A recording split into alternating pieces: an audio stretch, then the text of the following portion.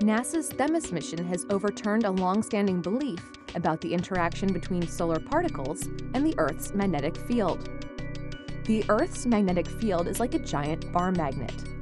This magnet forms a protective field around the Earth, shielding us from the solar wind that is constantly streaming towards Earth. This shield is called the magnetosphere. The solar wind is primarily composed of protons and electrons, charged particles streaming out from the sun. Some of those particles have very high energies, radiation energies, and they can damage astronauts and spacecraft. We are shielded by our Earth's magnetic field most of the time. However, a small fraction of the solar wind particles get into the Earth's magnetic field, are energized, and become the Earth's radiation belts, which can damage spacecraft and harm astronauts. But the sun has a magnetic field of its own as well, which the solar wind carries outwards towards Earth.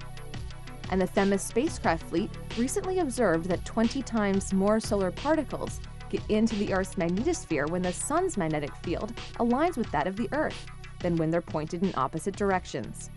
In the past, researchers found that the energy from the sun gets into the Earth's magnetic field during periods when the sun's magnetic field points southward.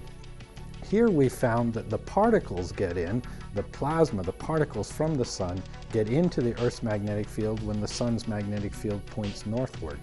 For a long time, people have known that the location where particles and energy get into the Earth's magnetic field depend on the orientation of the sun's magnetic field, but they just hadn't realized how many particles get in for the northward orientation of the sun's magnetic field.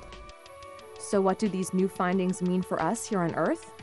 Well, with this new information, scientists can make better predictions about when solar storms will be severe.